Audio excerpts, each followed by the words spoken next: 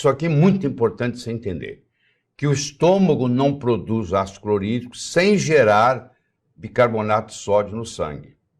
Então eu tenho aqui, para formar ácido clorídrico, eu preciso de água, H2O, eu preciso de gás carbônico, CO2, que é também chamado de dióxido de carbono, e eu preciso do cloreto de sódio. Quando eu junto esses três elementos, eu faço uma reação química que vai produzir ácido clorídrico no estômago e bicarbonato de sódio no sangue. O estômago não produz ácido clorídrico sem gerar bicarbonato de sódio no sangue. É muito importante você entender isso. E aqui você começa a ver a importância do sódio e do cloro. O cloreto de sódio é muito importante. Uma dieta hipossódica que é dada para o paciente com pressão alta, ela tem uma consequência a longo prazo muito indesejável. Porque esse paciente vai virar um zumbi. A bomba sódio-potássio dele não vai funcionar bem. Ele precisa do sódio para a bomba sódio-potássio. Ele precisa do cloreto para formar o ácido clorídrico. Aí você fala assim, mas o sal de cozinha, ele faz bem para a saúde? Não, ele não faz bem para a saúde. Mas não é por causa do sódio e cloro. Ele não faz bem para a saúde porque ele veio de um sal que tinha 82 elementos. E foi limpando com os detergentes para chegar a 2, o sódio e o cloreto. E esse detergente, resíduo desse detergente ficou lá. Por isso que você tem que mudar para sal integral. Não precisa ser sal rosa do Himalaia, pode ser também.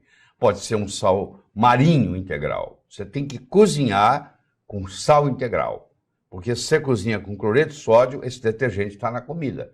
Acaba contaminando a sua comida. Então, o segredo não é você tirar o cloreto de sódio do paciente, falar que ele agora vai fazer uma dieta hipossódica. Não. Pelo contrário, você vai falar para ele ingerir mais sal.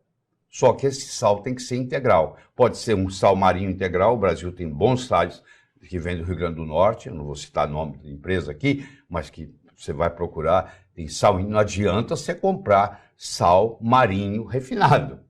Sal marinho refinado, você só vai pagar mais caro. É o cloreto de sódio que você compra, o sal de cozinha. Você tem que comprar o sal marinho integral, que vai ter mais de 80 minerais. Entre eles, lá está o magnésio, lá está o potássio.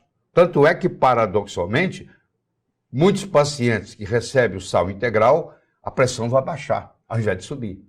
Mas como é que pode? Eu estou dando sal e a pressão diminuiu. Porque muitos pacientes têm pressão alta pela deficiência de magnésio. E esse sal integral agora tem esse magnésio. E como você sabe, a maioria dos brasileiros, se não a totalidade, é deficiente em magnésio. Mas voltando aqui a esse slide, acho que esse slide vai te acompanhar para o resto da vida. Você, para produzir ácido clorídrico no estômago, você tem que produzir bicarbonato de sódio no sangue. Entendeu? Depois lá, quando nós formos estudar a água ionizada, você vai entender como é que acontece o processo, entendendo isso aí. Certo?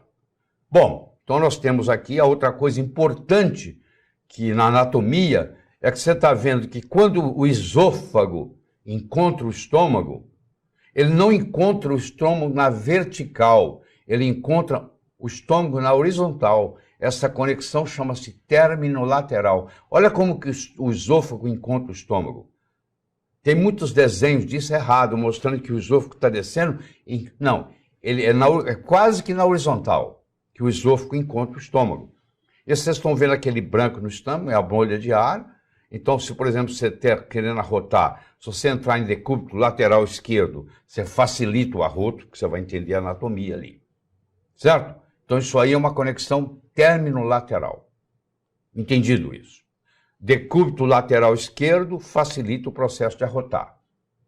Você está com dificuldade de arrotar, você deita para o seu lado esquerdo, esse decúbito lateral esquerdo facilita, você entende por que ali, olhando aquele desenho ali. Outra coisa importante é o seguinte, se você senta num vaso sanitário, se você tem constipação, o modo como você senta no vaso sanitário faz uma diferença enorme. Porque você está vendo aí, se eu tenho um banquinho, que é uma coisa simples que o paciente adquire, e quando ele senta no vaso sanitário, ele pisa no banquinho, você está vendo em cima lá, que na hora que ele pisa no banquinho, é o primeiro, aí à sua esquerda e à direita do slide, é quando você está sentado no banquinho. E o outro slide, que está mais à direita, Se você, à esquerda do slide, já está mostrando como é que o sigmoide é quando você não está no banquinho. Vamos pegar o primeiro em cima. Aí você vê que quando você sentou no banquinho, lá, o seu intestino vira uma coisa reta. Fica mais fácil o processo. Então, ao invés de você ficar horas no vaso sanitário esperando para fazer cocô, se você tem um banquinho desse, aquilo vai acelerar o processo, vai demorar minutos. E é uma coisa simples. É uma coisa que o paciente adquire uma vez na vida, um banquinho desse. É uma estrutura barato e vai resolver o problema de muita gente. Então, você tem que ser pragmático no consultório. Você tem que ensinar coisas que o paciente vai te agradecer pro resto da vida, porque é uma coisa que vai resolver o problema. A anatomia, a estrutura determina a função. Nesse estúdio aqui que eu estou gravando tem uma porta. Eu não preciso ter uma bola de cristal para prever que quando nós saímos do estúdio, nós vamos sair por aquela porta. Sabe por quê? Só tem ela. Só tem uma saída aqui. Então, a estrutura desse estúdio determina como que eu entro e como que eu saio. Estrutura determina a função. Isso é muito importante você entender. Que a estrutura determina a função. Então, se eu consigo esticar o meu intestino subindo num banquinho, a função também vai mudar. Estrutura precede função. Certo? Muito bem. Pô, e a pessoa reclama de queimação, reclama que nós chamamos de azia. Você tem dois tipos de azia que você tem que saber fazer a distinção. Você tem a azia que o paciente tem quando ele está em jejum. Isso é muito raro. É 1 em 10 mil que tem azia. Provavelmente no seu consultório você nunca vai ver uma síndrome de Zolling-Ellison. Você sabe que existe no livro.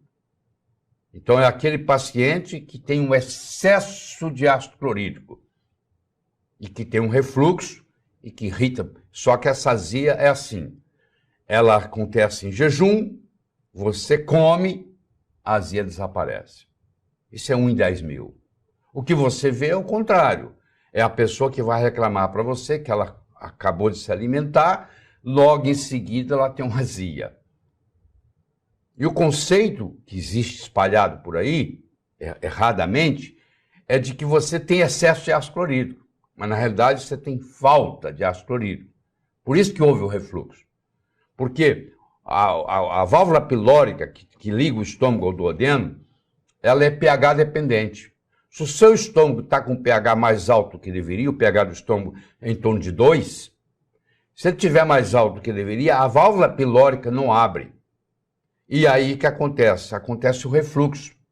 Quando eu tenho um refluxo pós-prandial, que chama, eu estou dizendo que eu estou tendo uma deficiência de ácido clorídrico. Aí eu vou no médico e o médico fala assim, você está com excesso de ácido clorídrico. Eu vou lhe dar um omeprazol da vida.